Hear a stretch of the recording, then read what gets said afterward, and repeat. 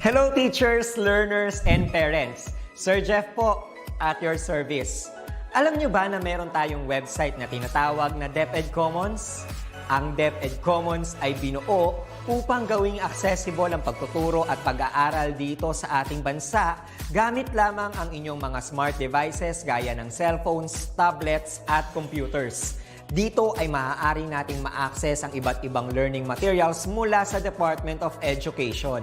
Meron itong mga interactive materials, electronic self-learning modules, at instructional video lessons mula sa DepEd TV na tiyak na makatutulong sa pag-aaral ng mga mag-aaral galing ka man sa public o private school. Walang problema dahil welcome ang lahat dito. Para ito sa mga guro, magulang at mga mag-aaral mula sa kinder hanggang grade 12, alternative learning system o ALS, at pati na rin ang special education. At huwag kang mag-alala dahil kahit walang load ay maaari mong ma-access ang mga learning materials. Tama! Libre ito. Ang kailangan mo lamang gawin ay i-on ang iyong data at buksan lamang ang iyong browser at i-type ang commons.deped.gov.ph. Alam na ba ng iyong mga kasamahang guro o mag-aral ang tungkol sa DepEd Commons? I-share mo na ang video na ito upang matuto rin sila kung paano gagamitin ang DepEd Commons sa mabilis at napakadaling paraan. Muli, ito po si Sir Jeff at kita-kits po tayo sa DepEd Commons. Paalam!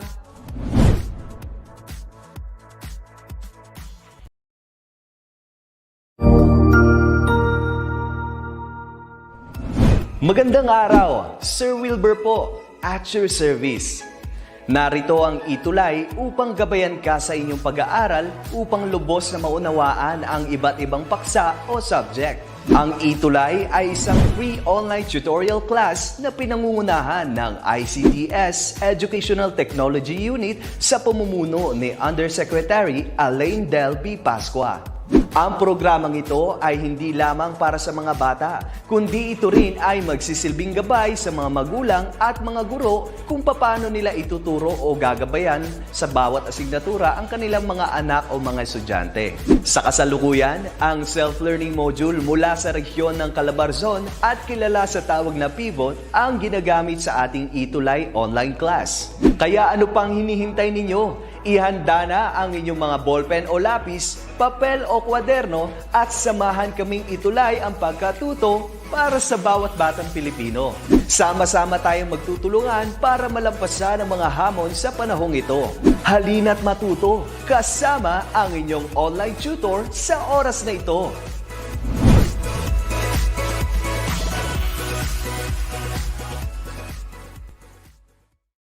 Oh, good evening, everyone.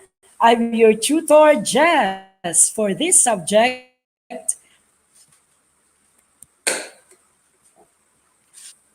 creative writing. So now,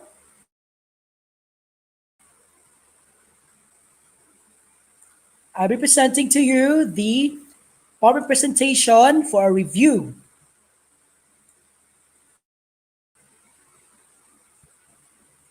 Okay, so how are you this time? Are you feeling good? All right, so thank you for joining us here in our class. Subject,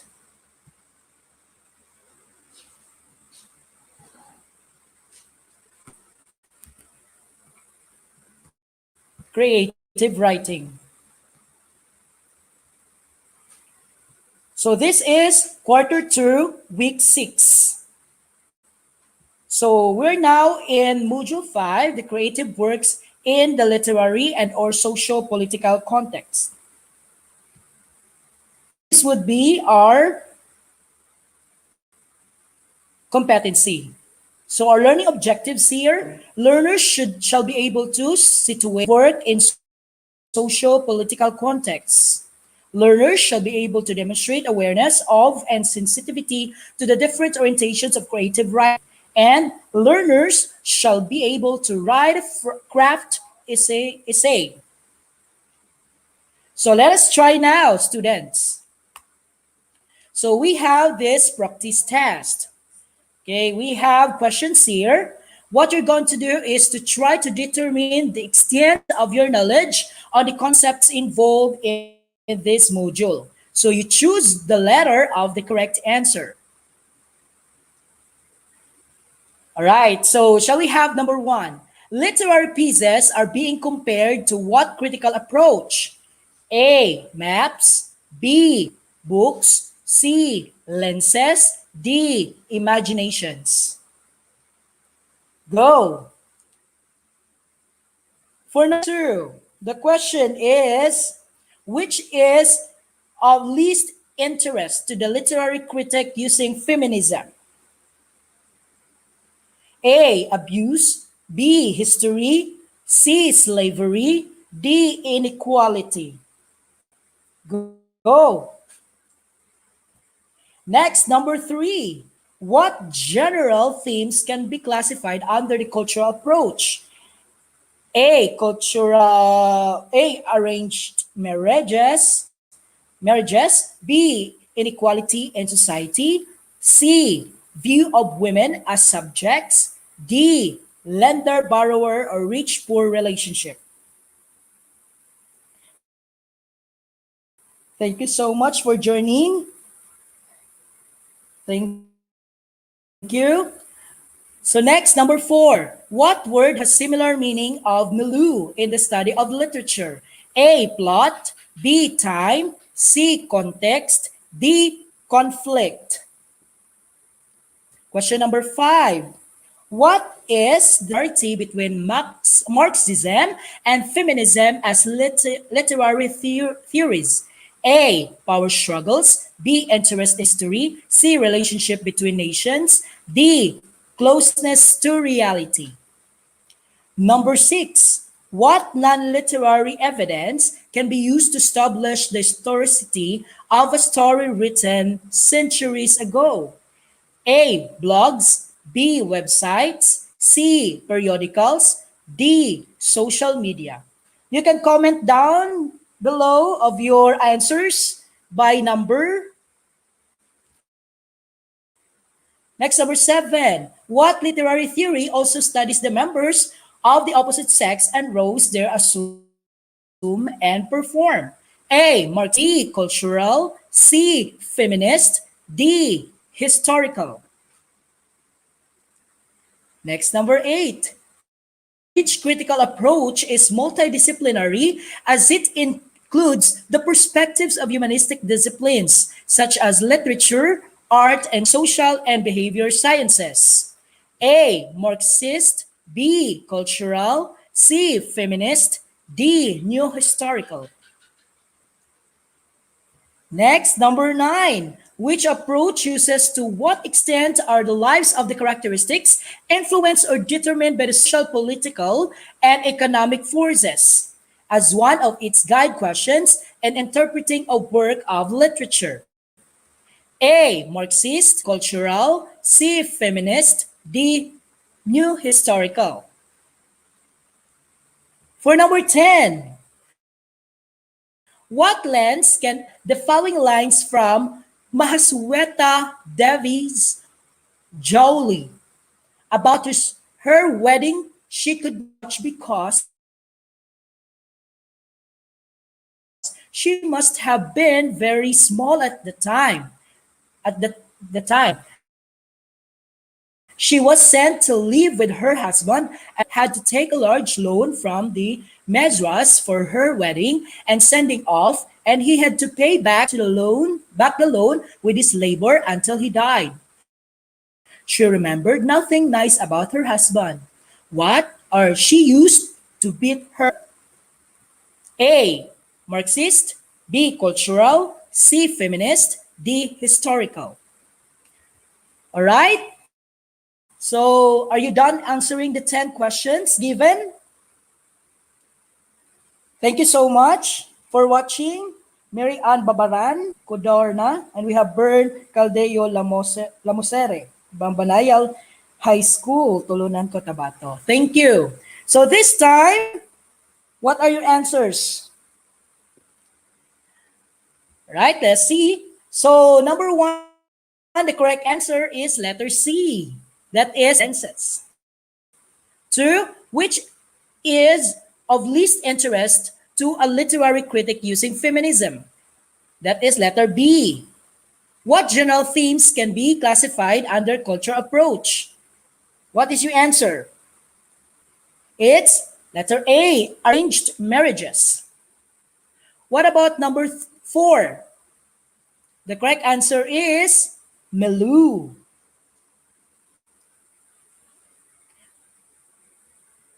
Melu is context. Letter C. Number five, what is your answer? It's letter A, power struggles. Next, number six, what is your answer? Letter C, periodicals. Number seven, what is your answer? Feminist, that's letter C. Number eight is letter B. Number nine is letter A, Marxist. And number 10, the correct answer is letter C, feminist. How's your scores? So thank you so much for watching and learning with our creative writing subject. So we learned that the elements of drama comprise the character, setting, plot, dialogue, and other literary devices. So we had also learned the relationships between texts, especially the literary ones known as intertextuality. Okay, now, this time, identify the critical approaches or theories employed in the study of literature. You tick the box on ones that you engage in your study. So number one, elitist. Number two, biblical. Number three, Marxist. Four, cultural. And five, feminist. So you find it if it is critical approach or not. Okay, you tick. Number six, personal. Number seven, naturalist. Number eight, behavioral. Number nine, environmental. Number 10, new historical. Okay, so what is your answer, students, viewers? Okay, these are the answers. Okay, for our critical approaches, we have Marxist, cultural, feminist, and new historical. So this time, currently, literature encompasses multidimensional aspects of the society, namely culture, beliefs, ideology, since the literary proponents write various experiences from different contexts. So this is taking into another aesthetic level the critical conversation of dialogue embracing the issues of the society. Moreover, there are few critical approaches which you can use to interpret literature. So some of these approaches had been discussed in the previous lessons. So they had encompassed in the aspects of poetry, fiction, and drama or play. So surely you will be able to use these approaches in the subsequent lessons as cited in the book of Habib 2008. So these are the common critical approaches in analyzing literary pieces. So A is for cultural studies. This is a multidisciplinary approach which includes the perspectives of humanistic disciplines such as literature and art, and the cultural and the social and behavioral sciences such as anthropology, economics, and psychology. That is cultural studies. So what are sample critical questions? It could be what kinds of gender identity, behavior, and attitudes are reflected in the work? Is there any overtly or covertly expressed view of same-sex unions or relationships? So these are the literary pieces that can be studied using cultural studies include the following. We have The Blue Blood of the Big Astana by Ibrahim Jubaira. We have also Surveyors of the Liguasan Marsh by Antonio Enriquez. Are you familiar with this? We have also We Filipinos Are Mild Drinkers by Alejandro Roses. All right? We have viewers right now who are watching live in our ETULay with the subject creative writing. So that's all about studies. What about new historical perspectives? This is an approach in studying literature which provides a context or background information on how literary works were perceived in their time. So this approach also shows how literary works reflect ideas and attitudes of the time in which they are written. So these are the sample critical questions, class. So how do power relations reflected in the literary work manifest themselves in the cultural practices and social institutions prevalent during the time the work was written and published? So these are the literary pieces of the neo historical. Okay? Sambuangan, The Cult of War by Antonio R. Enriquez. Spots on Their Wings by Antonio R. Enriquez. Cave and Shadows by Nick Joaquin. So those are our new historical perspectives. Next is Marxist perspectives. This is an approach that examines literature for its reflections on how dominant elites exploit subordinate groups, how people become alienated from each other, and how middle class values lead to the control and suppression of the working classes. That is Marxist. So these are the sample critical questions. We have, to what extent are the lives of the characters influenced or determined by the social, political, and economic forces? So that is all about struggles now of economic forces. That is Marxist. Literary pieces, example, we have for Marxist, Progress by F. Chanel Jose. Next is Doli by Masweta Dewi. And number 3 for Poor Folk by Ivy Malyari. Next is the feminist, the last perspective, the basic perspectives in critiquing a text. So this is an approach that typically sees literature as an arena in which to contest for power and control, okay? And thus an agent for social transformation, like historicism and Marxism. This approach also examines the social, economic, and cultural aspects of literary works, especially for what those works reveal about the role, position, and influence of women. So these are the sample critical questions. What roles do men and women assume and perform, and with what consequences?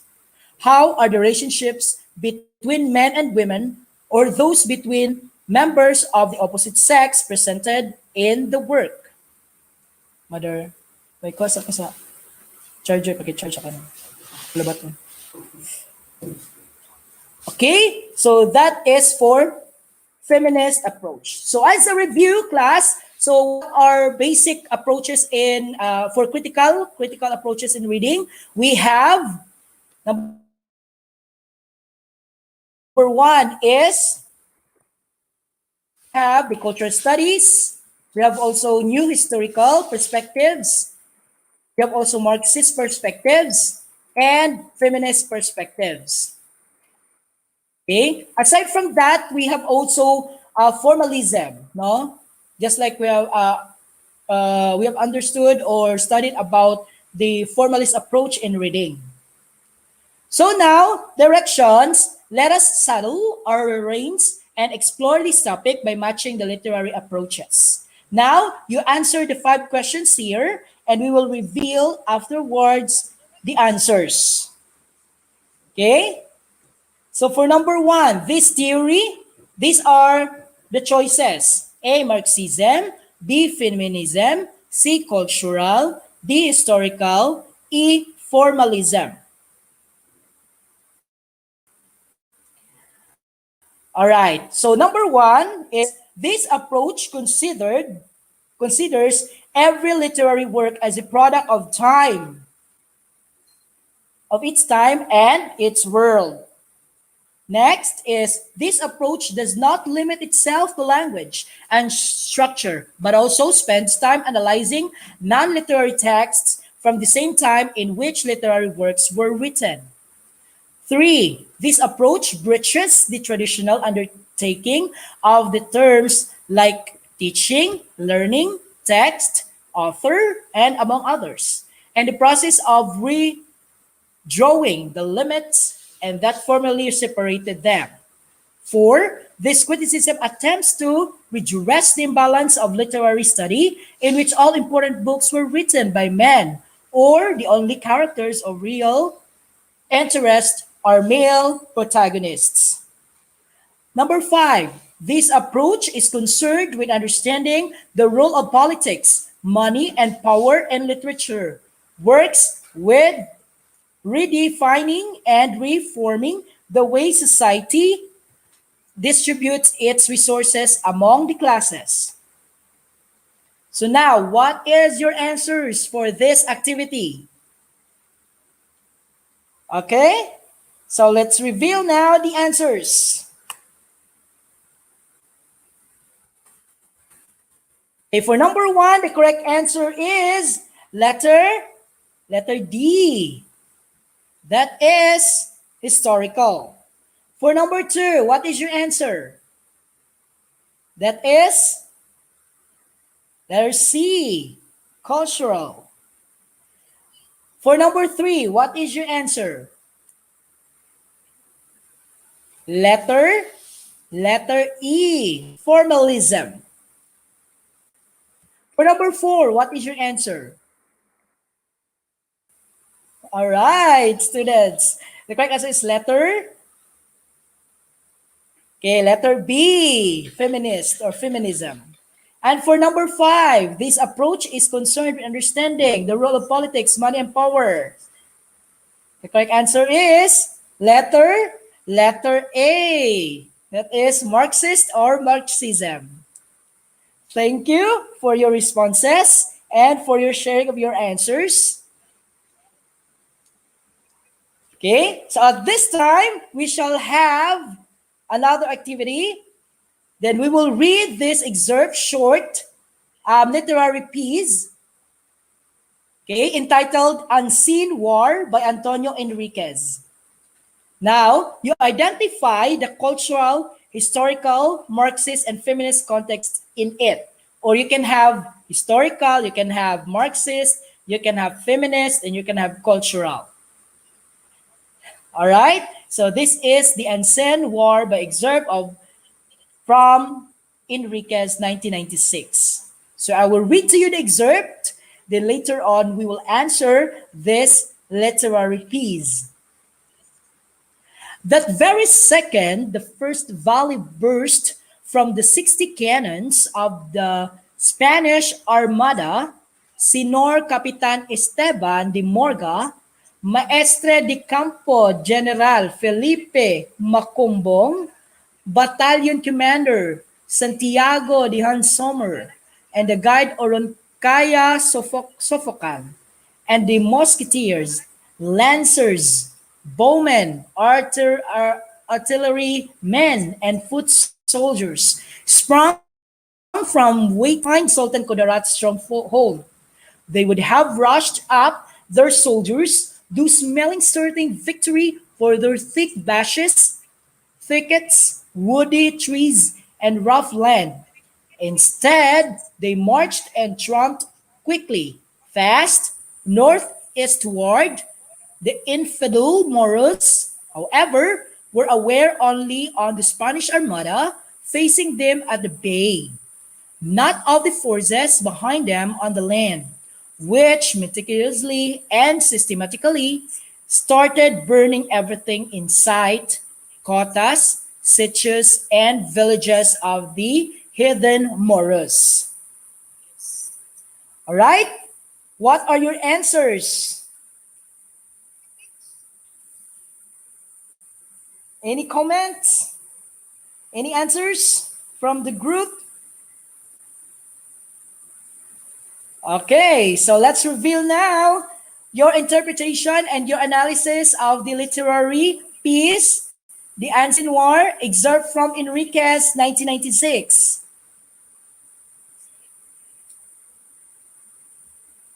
Okay, what is this context of situating literature approaches? Okay, the answer would be for cultural negative views of Muslims on Muslims. So that was and the Filipino natives during the Spanish conquest. Okay, that would be for our approaches. No, from the text viewed. Okay. Thank you so much for responding. So this time, let's have the wrap up. So what have we learned from the lesson? Okay, you've answered. All right, approaches in reading, critical reading. Okay, we have Marxism, feminism, cultural, historical. What else? Feminist, yes. Marxist, new historical or historical perspectives. So those are the key points, no, for this session about the approaches to learn, no, in this subject, creative writing. So have you understood about the lesson for today? Okay. So for those what you have learned from this lesson, you may apply that in your reading. No, just like reading any literary pieces, it could be texts, it could be a poem, it could be story, or any reading materials, no, that you can be seen with or read with understanding critically using these approaches, because these approaches are important in getting the real meaning of the any literary piece of the a text. So, are there any questions, students? Thank you so much for your participation. Okay, to those who are commenting, right? So thank you so much. Who else? Okay. All right. So thank you for your responses. And I do hope we will see each other soon or in other meeting. No, then we will continue about the topic and we will continue on approaches in learning the meaning of any literary pieces of our understanding in here in our subject, creative writing. Okay, thank you so much, Joanne. Okay, she's now watching. And we have also Nor Asia. Thank you so much for watching. And yes, feminism, Marxism. Okay. All right. So those you have answered from the activities that we had. So thank you for your participation. Then if you got it wrong, so you may review your work and you try to recall or reread the information about our critical approaches in reading. Okay, so thank you so much. Okay, we have from Cavite, Idnel Aspiliaga Almorade, no? SDO.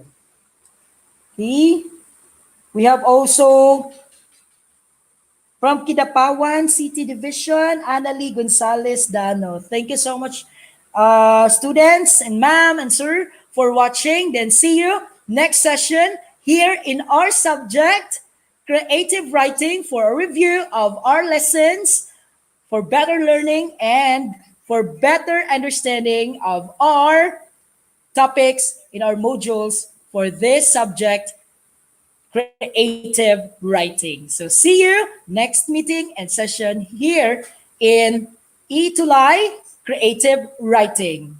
Bye-bye!